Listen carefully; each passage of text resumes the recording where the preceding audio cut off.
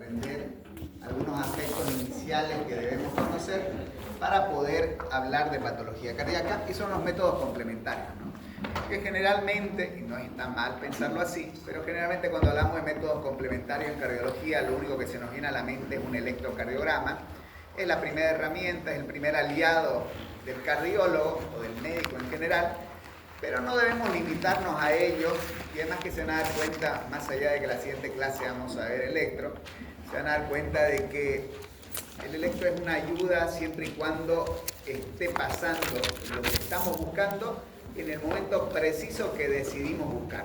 O sea, mientras no coincidan esas cosas, no nos ayuda de mucho, y eso es frustrante, aunque cuesta que el médico se quite de la cabeza que piensan que el electro tiene toda la verdad. Desde luego que hace muchísimo tiempo, en general, cuando se habla de cardiología, lo primero que viene a la mente es la radiografía de tórax.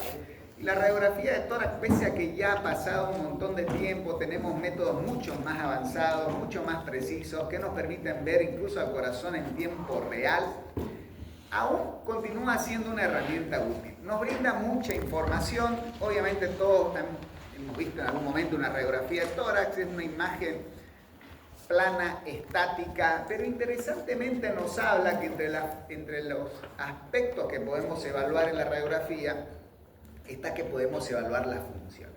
Y esto no es o no hace referencia a que podamos ver al corazón moverse o que podamos medir presiones, etc. Pero tiene un sentido. Es decir, si yo veo una radiografía de tórax, un corazón muy dilatado, un corazón muy grande, sin yo verlo moverse, desde luego que sé que esa fuerza de bomba está disminuida. No existe, no puede coincidir un corazón dilatado con una fuerza de bomba normal. No hay la posibilidad. Entonces, puede ser que yo no lo esté viendo moverse al corazón, pero con ver un área cardíaca totalmente dilatada, ya sé que esa función no es la adecuada. El tema es que muchas veces, cuando ponemos una radiografía de tórax, y estamos hablando de un paciente cardiópata, o peor, estamos hablando de cardiología, es como que nuestra vista solo va a ver el tamaño del corazón. Es decir, lo primero que vemos es área cardíaca, y es más, ni siquiera ya medimos. Van con los dedos así y van a medir al ojo más o menos si ese corazón es dilatado o no, y nos hace olvidar que hay muchos aspectos que tenemos que evaluar en una radiografía, hablando de un paciente cardiópata. No me interesa si hay síndrome de condensación o no, no vamos a ver eso hoy día. Obviamente ustedes pueden decir, pero la condensación pulmonar es fundamental porque las neumonías son la primera causa de rehospitalización en pacientes con falla cardíaca. Es verdad, pero pues que eso les explica el neumólogo. Nosotros vamos a ver hoy día todo lo que tenga que ver en cuanto a radiografía, que es pequeñito, con el corazón o las enfermedades cardiovasculares. Y hay una secuencia que debemos seguir. Comenzamos por la visión o por la vista general, y de ahí en más recién vamos adentrándonos y vamos a ver cómo recién en un tercer o cuarto punto está el tamaño o el área cardíaca. Antes tenemos que haber hecho tipo checklist de diferentes aspectos a evaluar. Si ustedes ven una radiografía de tórax como esta, fíjense de bonita la radiografía, ¿no? Es una clásica radiografía de tórax. Obviamente, quien no quisiera que nos las entreguen así, ¿no? Bien dibujada, todo, pero que no lo crean, es tal cual lo que estamos viendo. Es más, aquí está bien dibujado, bien nítido como el corazón descansa sobre el diafragma, pero igual lo vemos acá, ¿no? O sea, no está levantado, no está colgando, está descansando, está apoyado sobre el diafragma. Si nosotros vemos esta radiografía, quizás la mayoría se va a dirigir o va a mirar en el tamaño del corazón, en el área o el diámetro del corazón, y vamos a pasar por alto esto. ¿No? Algo tan sencillo, algo tan básico como son estas marcas o estas muescas o estas escotaduras en las costillas, que sin una sola gota de contraste ya me está hablando de coartación de aorta. No necesito pasar angiotomografía, no necesito hacer una resonancia vascular. Simplemente viendo que las costillas tienen estas muescas, las llegan a ver, ¿no? ¿Las ven? Simplemente viendo que tienen esas muescas, ya me está hablando de que estamos frente a una coartación de aorta. Miren, una patología tan interesante con solo mirar la radiografía de tórax y mirar las costillas, que generalmente se las dejamos al traumatólogo. Bueno, las vemos esta vez nosotros y vemos que si está esa escotadura o esa mosquita, estamos hablando de una coartación de aorta, o al menos debemos sospechar.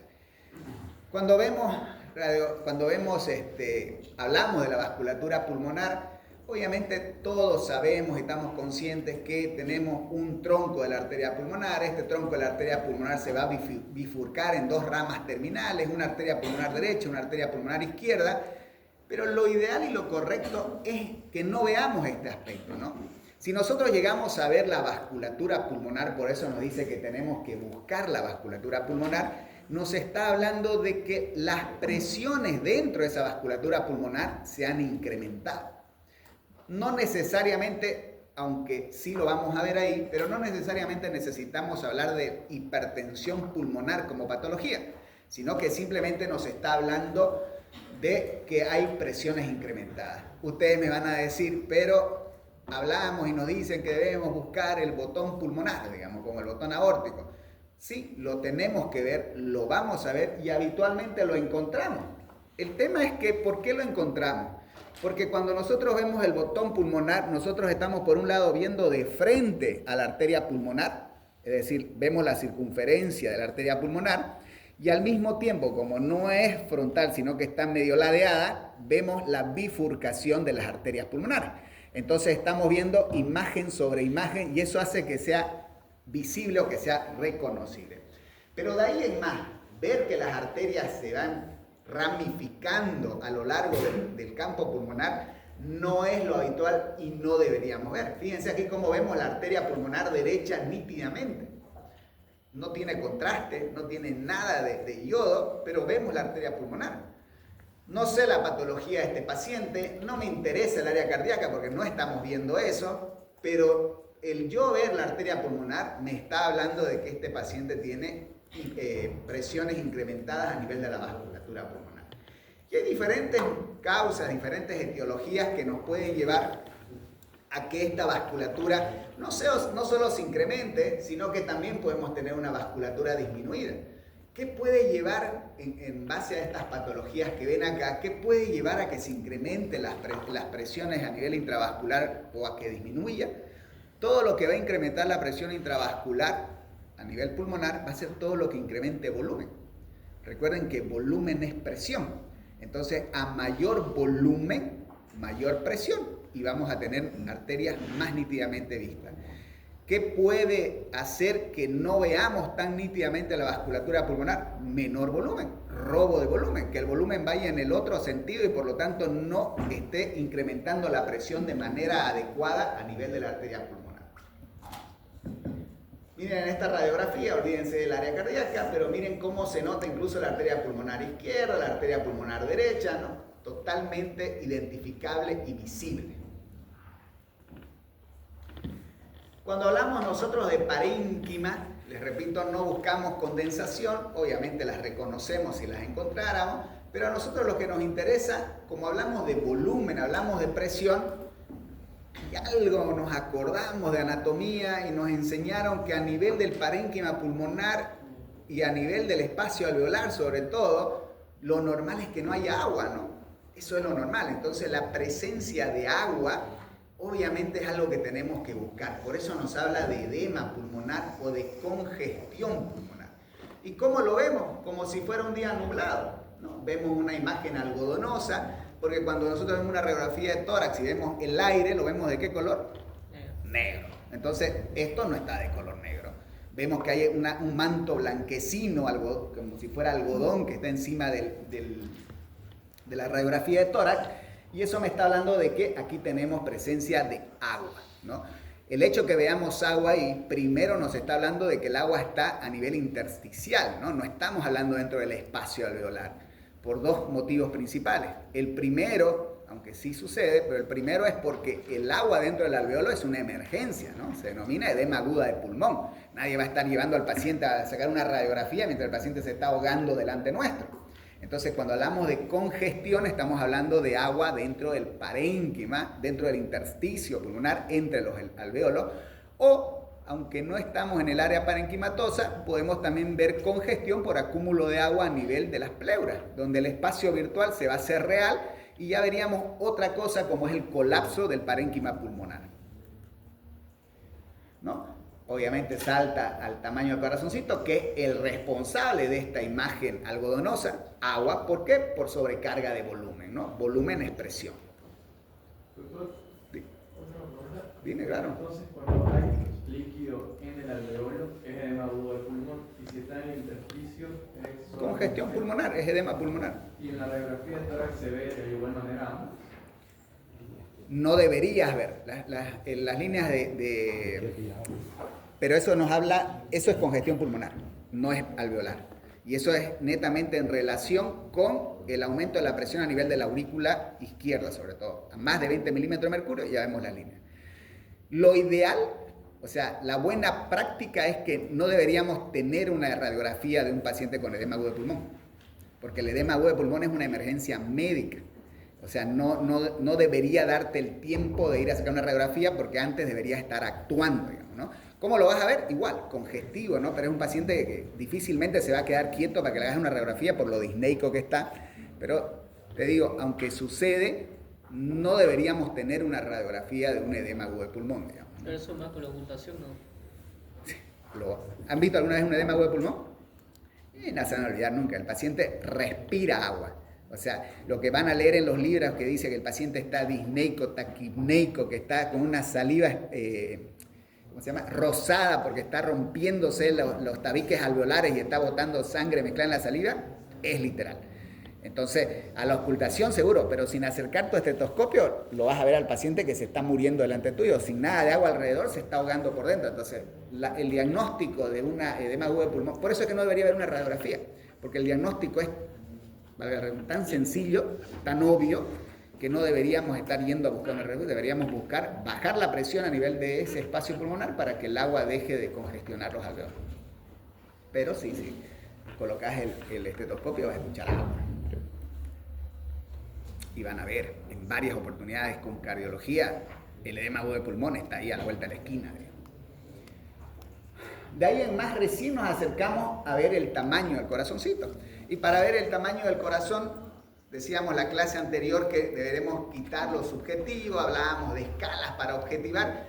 Y obviamente si tratamos de objetivar lo subjetivo, como son los síntomas, debemos también objetivar lo que es objetivo, que es el tamaño. El tamaño no es subjetivo. Hay una medida y debemos buscar esa medida. Y para eso, algo que ya nadie hace, debemos rayar las radiografías, ¿no? Debemos trazar una línea en el centro del centro, que es en el centro del mediastino, y de ahí en más buscar la zona más distal al lado derecho. No nos dice la aurícula, por más que sea la letra A, no nos dice buscar cuál es la porción más distal de la aurícula. No, sencillamente cuál es la región más distal al lado derecho.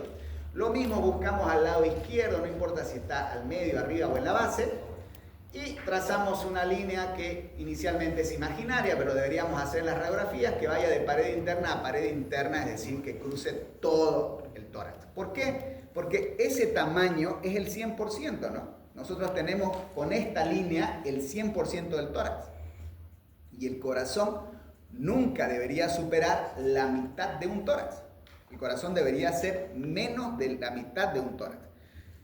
Por lo tanto, el corazón debería medir menos del 50% del tórax. Y si hablamos de índice, el 100 es 1. Por lo tanto, el corazón nunca debería superar, en un índice cardiotorácico, nunca debería superar 0.5, la mitad de un tórax. De ahí salen los números, no sale de otro lado. ¿No? Entonces, el tamaño en el índice cardiotorácico debería ser menos de 0.5. Si esto va incrementándose, estamos hablando de un corazón más grande, una cardiomegalia, ¿no? De acuerdo al tamaño, de acuerdo al valor o al resultado del índice cardiotorácico, vamos a estar frente a una cardiomegalia de grado 1, de grado 2 o de grado mayor. El tema es que mientras mayor es la cardiomegalia, si aquí nosotros dibujáramos otra columna y pusiéramos aquí fracción de eyección del ventrículo izquierdo, en la medida que se va incrementando el índice cardiotorácico, va disminuyendo la fracción de eyección del ventrículo izquierdo. ¿Por qué? No hay necesidad de explicárselo, ustedes dominan fisiología, ley de Frank-Starling, ¿no? En la medida que el corazón se dilata, se pierde la ley de Frank-Starling, ¿no? Es decir, si viene, por decir, medio litro de agua e infla mi ventrículo, se va a quedar ahí nomás, no va a empujar con la misma fuerza. Entonces, a mayor tamaño del corazón, menor fuerza de contracción. Hay situaciones en las cuales pareciera que no hay un corazón, pero nuevamente ahí recordamos y retornamos a nuestros cimientos médicos, que es la anatomía.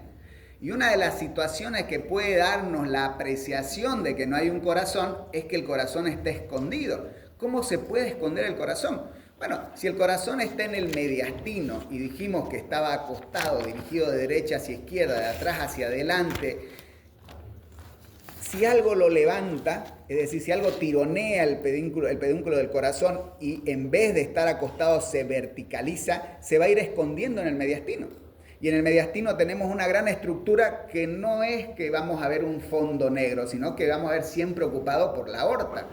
Obviamente está la cava y demás, y el esófago, pero la aorta sube y vuelve a bajar. Entonces, en la medida que las costillas se van rectificando y van levantando al corazón, el corazón lo que va a hacer es esto, se va a ir verticalizando. La punta, ahora como lo dibujan, va a parecer realmente que el corazón está parado. Y al levantarse el corazón, lo único que hace es ir escondiéndose en el mediastino. Por eso pareciera que el corazón es mucho más chico. Obviamente, a fines de medición, sí tiene un índice cardiotorácico pequeñito, pero pareciera que el corazón está escondido, ¿no? Obviamente, si el corazón realmente está dilatado, aquí yo no necesito, o sea, hay que hacerlo, pero aquí yo no necesito medirlo para saber que supera la mitad de un diafragma, la mitad de un tórax. O sea, cardiomegalia grado 15 más o menos, esto es enorme, digamos, ¿no? ¿Cómo estará la fracción de eyección de este corazón? Nada, 10%, 15%. Más allá de la forma nos orientará a patología en particular, pero en este caso estamos hablando de índice cardiotorácico y estamos hablando de la relación con la fracción de eyección del ventrículo izquierdo. Pero también dentro del corazón tenemos algunas estructuras que nos sirven de puertas que comunican cavidades. Estas puertas o estas compuertas se denominan válvulas. Y aunque normalmente no las vemos, sabemos que están ahí y las vemos en algunas situaciones. Por ejemplo, una situación natural, la calcificación, el envejecimiento. Mientras más cálcico se va haciendo el anillo valvular o la valva, más fácil de visualizar. Ahora, ¿qué obviamente obliga a que veamos las válvulas? Si es que estas fueran protésicas, si son unas prótesis, fíjense, esto es metal. Entonces vemos 4 prótesis valvulares. Es difícil no reconocerlas, todavía no hemos llegado a las densidades, pero es difícil no reconocer la posición de las 4 válvulas, en este caso ayudados por prótesis, ¿no? Y aquí detrás ya, haciendo un poquito de adelanto a las diapositivas, vemos la sutura metálica, ¿no? Esta es la posición que deben tener la válvula mitral, la válvula aórtica, la tricúspide y la válvula pulmonar, ¿no? Tal cual están acá. Igual si al paciente le sacamos una radiografía lateral o de perfil, podemos ver, fíjense, nuevamente les repito, aquí ayudados por los anillos valvulares protésicos, y miren de bonito cómo se ven las suturas metálicas, ¿no? A nivel del esternón. Bueno, habrán situaciones en las cuales el corazón al nacer tuvo la brillante idea de apuntar hacia el otro lado e ir contra la anatomía. Y en este caso podemos ver nosotros cómo el corazón sí está situado en el centro, cumple ese requisito, probablemente sí va de atrás hacia adelante, pero en vez de ir de derecha a izquierda, va de izquierda hacia derecha, la punta está al otro lado. Cuando nosotros vemos esta imagen del corazón derechalizado o girado o rotado hacia la derecha, lo primero que tenemos que buscar es que no sea un error a la hora de registrar la radiografía, y simplemente estamos viendo mal o estamos colocando mal la radiografía. Una gran ayuda en este caso es que vemos la cámara gástrica, ¿no? La cámara gástrica está al lado izquierdo. Entonces sí, realmente el corazón está dirigido hacia el lado derecho. Como solo el corazón está al lado derecho y la matidez hepática sigue donde corresponde, la cámara gástrica sigue donde corresponde, vemos que hay una dextrocardia y situs solitus porque es solo el corazón el que ha rotado, ¿no? Pero sí pueden haber situaciones en que rote todo, ¿no? Como este caso donde incluso para ver la cámara gástrica tuvimos que darle al paciente bario, ¿no? Y hacer una radiografía contrastada para poder identificar que realmente la cámara gástrica también está al lado derecho, la matidez hepática está al lado izquierdo, por lo tanto no es solo el corazón el que ha rotado, sino también los otros órganos. Entonces estamos hablando de una dextrocardia y situs inversus.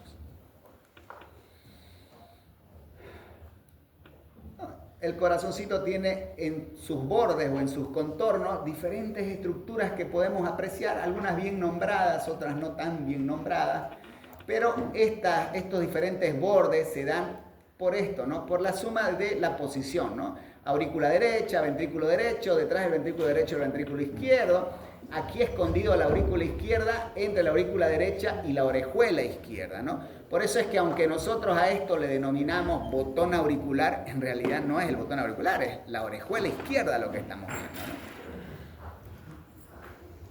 ¿no? Lo vemos lo mismo de perfil, tenemos que buscar estas estructuras e ir imaginándonos. ¿Qué debemos o qué podríamos encontrar habitualmente en el borde derecho? La vena cava superior, la aurícula derecha, la porción ascendente de la aorta, en el borde izquierdo principalmente los botones, aórtico, pulmonar, auricular y el ventrículo izquierdo como tal.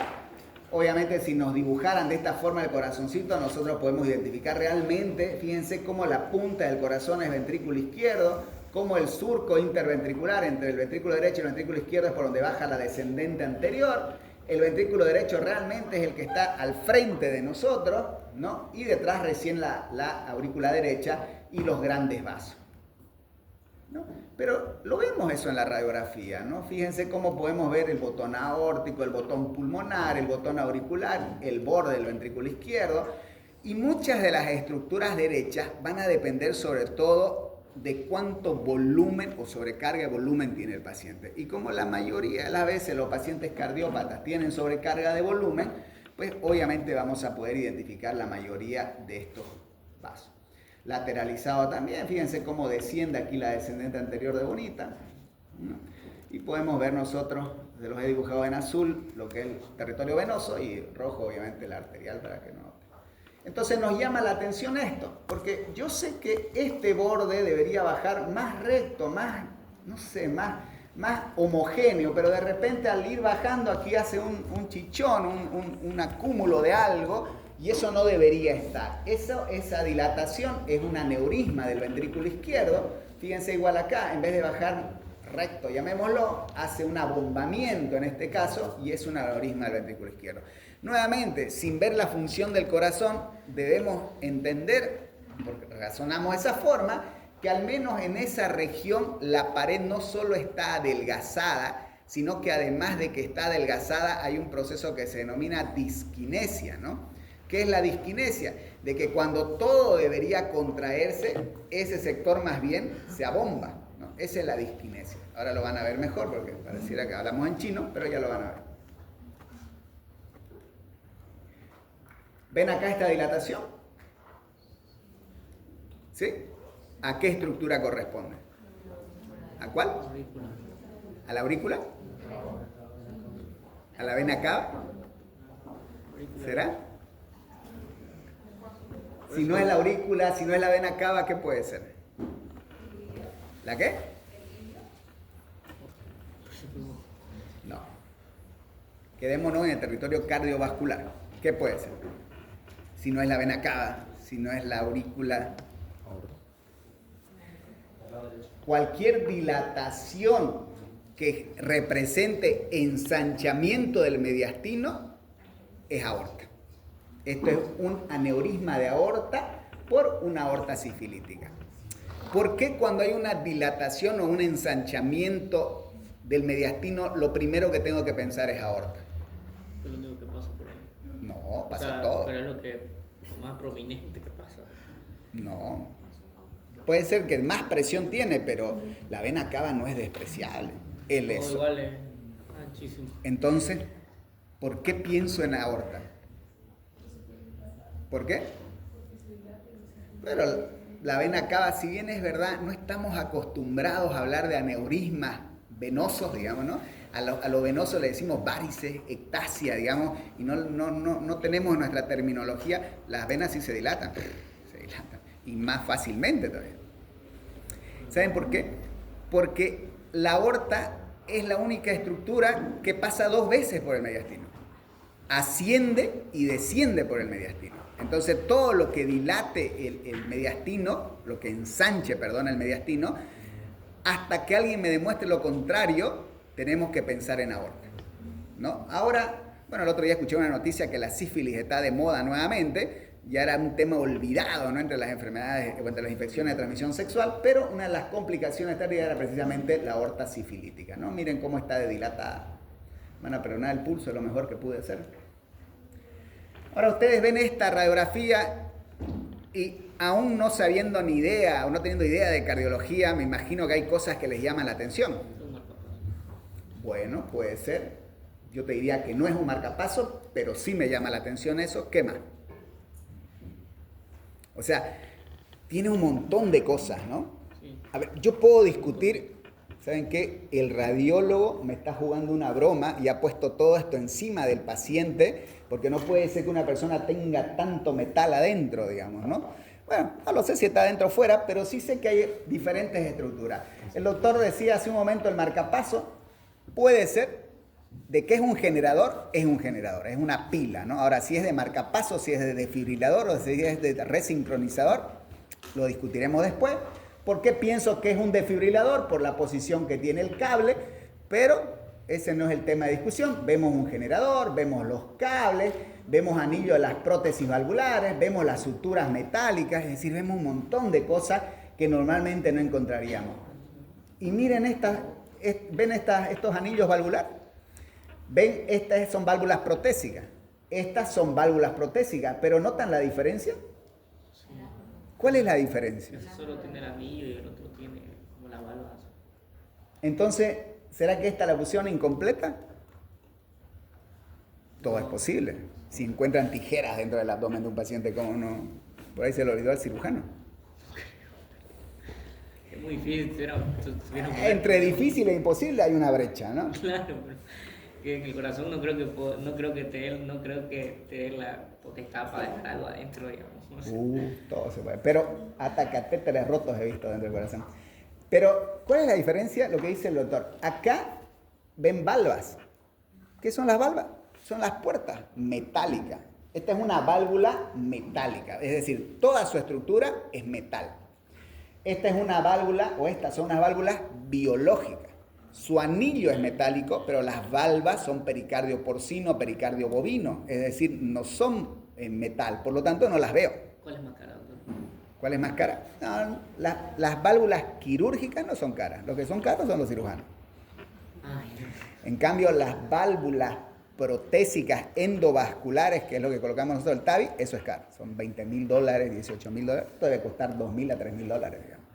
La diferencia es que aquí, no hablemos de los ciudadanos, pero es los honorarios, digamos, ¿no? No es la misma imagen, doctor. Pero es que ¿Qué? es más riesgoso. No es lo. No. Yo creo que Esta es más riesgoso que. O sea, más riesgoso operar, digamos, eso.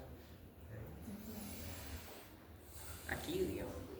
Todo tiene su pro y su contra. Fíjate que lo vamos a ver cuando veamos valvulopatía, pero hay muchas cosas que entran en juego, ¿no? El origen del TAVI, ¿no? de la colocación de la válvula aórtica, por vía endovascular, precisamente cuando nació para pacientes que el cirujano no entraba a operar por el riesgo quirúrgico. Entonces, ¿qué dijo el doctor Alain Crivière en Francia? Dijo, a la mierda, si no lo quiere operar el cirujano, no lo vamos a dejar que se muera por la evolución natural, hay que hacer algo. Y se le ocurrió inventar una válvula que se coloca por vía endovascular. Hoy se ha perfeccionado tanto en tan poco tiempo que ya no es solo para el que no quiere operar. Incluso ahora los nuevos estudios tratan de avanzar hacia pacientes sin síntomas para colocar las válvulas, digamos, ¿no? Entonces, el riesgo no es tanto por ahí, sino que si vos comparás el riesgo, generalmente el cirujano busca que el paciente tenga las mejores, no te hablo ni de aquí en general, el cirujano cardiovascular en general, busca que el paciente tenga las condiciones suficientes. Imagínate, es un paciente al cual se lo va a enfriar, se va a parar el corazón, se va a partir el corazón, se va a sacar la válvula, se va a colocar una válvula, se va a cerrar el corazón, se lo va a chocar y va a volver a funcionar. Entonces tiene que ser un paciente que tengas al menos no certeza, no existe la certeza, pero la tranquilidad de que hay una altísima probabilidad de que después de parar el corazón pueda salir tranquilo. Pero después que lo ponen en paro, o sea, se muere por un tiempo. Pero se baja el metabolismo, ¿no? Que es el enfriamiento, ¿no? Se baja la temperatura corporal para que las células sobrevivan, ¿no? Es la nueva forma de abordar hoy la reanimación cardiopulmonar. Hoy cuando un paciente hace paro cardíaco, lo primero que uno debería buscar es enfriar al paciente. ¿Por qué? Porque disminuyendo el metabolismo hay menor consumo de oxígeno, es decir, el poco oxígeno que tiene de reserva le va a ayudar a perpetuar más la vida de la célula. Eso es lo que se hace habitualmente en las cirugías cardíacas, es lo que se hace en los trasplantes de órganos, enfriar el órgano. La única finalidad de enfriar el órgano es disminuir el consumo de oxígeno. Todas nuestras células tienen una reserva de oxígeno. Mientras más temperatura, mayor gasto energético. Entonces, lo que vos buscas es disminuir el metabolismo. Y eso lo conseguís con el enfriamiento del paciente o del órgano. La gran evolución en los métodos complementarios, y hoy básicamente se les hace a todos, es el ecocardiograma, ¿no? El ecocardiograma fue un salto gigantesco porque lo podemos hacer el que lo hace, ¿no? Lo podemos hacer al lado del paciente, ya no necesitamos ni siquiera tener equipos tan fantásticos como este, sino que hoy venden los transductores ya ni siquiera con cables, sino conectados por Bluetooth y al celular o al iPad y se acercan y lo hacen al lado del paciente. Entonces se ha facilitado un montón. La gran diferencia o el gran cambio que tuvo con la radiografía, más allá de todos los aspectos positivos, es que aquí realmente podemos ver al corazón funcionando en tiempo real. Es decir, yo le pongo el transductor, lo sepa o no lo sepa colocar, voy a ver funcionando el corazón. Voy a poder medir presiones, voy a poder ver el movimiento, voy a poder escuchar lo que no escucho con el estetoscopio, voy a poder medir estructuras, etc. Entonces, eso no lo podemos hacer hasta este momento con la radiografía. Por más que, no sé si se acuerdan, hace unos 5 años más o menos se puso de moda que se había hecho ya la radiografía a colores, donde se podía dibujar el ventrículo izquierdo. Sí, digamos, pero tenemos métodos complementarios que van más allá de lo poco que te puede aportar la radiografía de tórax. Entonces nosotros tenemos un transductor que el ultrasonido traspasa todas las estructuras. Esa es la finalidad, que el ultrasonido traspase todas las estructuras y en el rebote poder identificar las estructuras. De lo que vemos hoy a lo que se veía en un inicio, ha cambiado un montón. En un inicio, fíjense, el modo B y el modo A era una cuestión de fe. O sea, si el ecocardiografista me decía que esto que está un poquito más negrito era un problema a nivel de la válvula, qué sé yo, le voy a creer porque no lo estoy viendo. De ahí el gran cambio fue el modo M, ¿no? Ya donde uno ve la estructura, ¿no? Igual se necesita un poquito de imaginación, pero uno ve la estructura. Es decir, yo puedo ver aquí que este es el septum interventricular, aquí estoy viendo el ventrículo derecho, aquí estoy viendo el ventrículo izquierdo y aquí veo la válvula cerrada y la válvula abierta. No me la pueden charlar porque lo estoy viendo. Aquí no sé, ¿no? Entonces esa fue la evolución. Miren lo que era el modo A, lo que era el modo B y el gran boom fue pasar al modo M. Pero obviamente si nos quedábamos aquí íbamos a estar en el horno, así que avanzamos hacia el gran verdadero cambio que fue la imagen en 2 dimensiones, que es lo que tenemos hoy. Esta es una imagen real de un modo M, ¿no? Pueden ver el ventrículo izquierdo, ¿no? Fíjense, vemos la diástole, vemos la sístole, vemos el ventrículo derecho, el septum interventricular, ¿no? En este caso la aurícula izquierda, la aurícula derecha, el tracto de salida del ventrículo derecho, es decir, sí están las estructuras ahí, sí los logro ver, poquito de entrenamiento hay que tener, pero sí se logra ver. En cambio, hacer esto del ecocardiograma en 2 dimensiones, no es que ya no se hace